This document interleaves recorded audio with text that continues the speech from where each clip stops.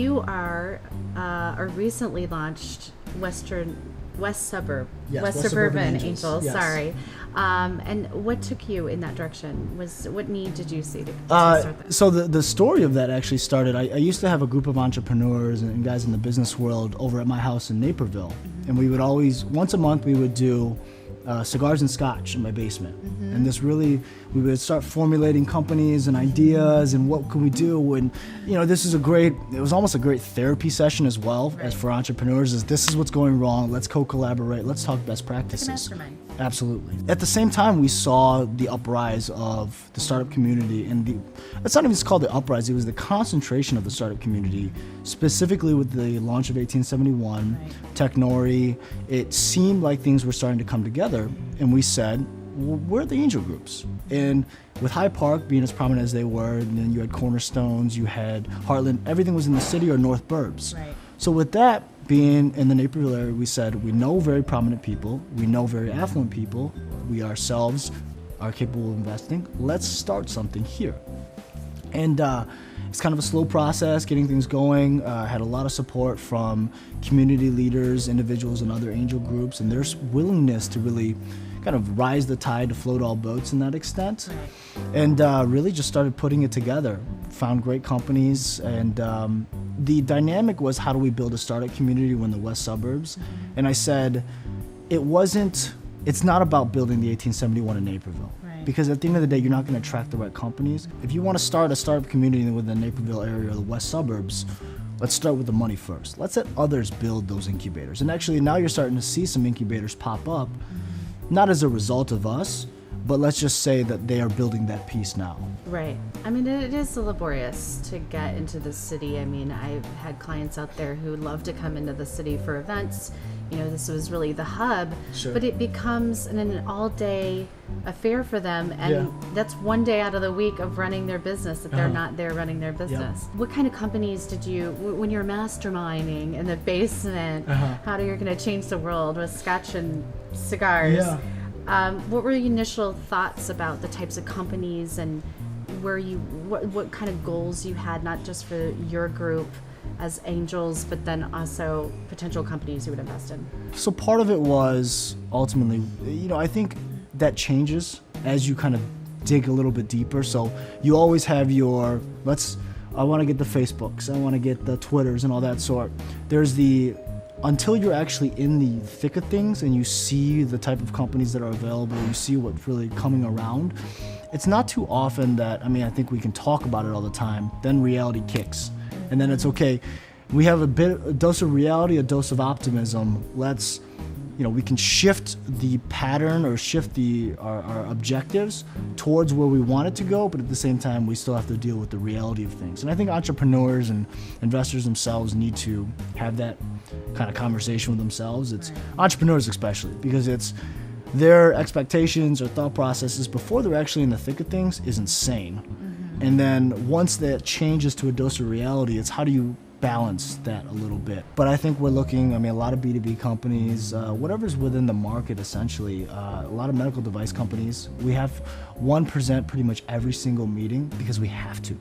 There's just too much deal flow in this particular area for us not to, and we certainly have attracted the levels of expertise in our angel community to support that as well. Around medical devices. Around medical devices. And so in that area, West Suburbs, Naperville being the largest, that's what you're seeing the most of. Because I was just going to ask that question, what kinds of businesses do you see incubating out in an area, suburban area like that, compared to... Sure. So we're not funding companies just in the Naperville area. Okay. We're funding companies all across the Midwest at this point.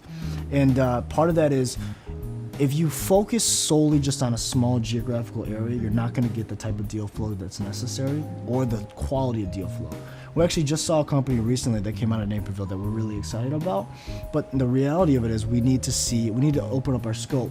The investors have, the first goal in mind is to invest in great companies. Their secondary is, the community feedback or the jobs or whatever it might be. But the first is, I want investment returns. I have to see the best companies. And when you focus too much on a particular area, That's where you struggle. You put too many confines. I've seen angel groups say, we'll only invest in you if you move into our area. Well, most of the time you're never going to fill that round anyways, so who are you to say that?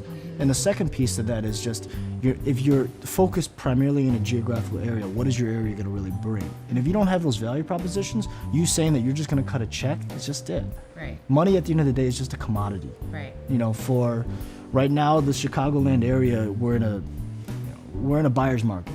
So commodity, whatever it might be, it's at a high value. At some point, it's going to shift.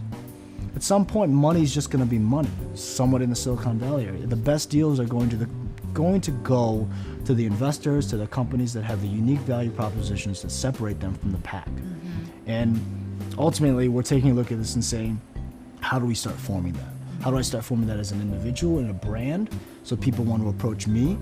And how do I start forming that within a group as well, moving forward?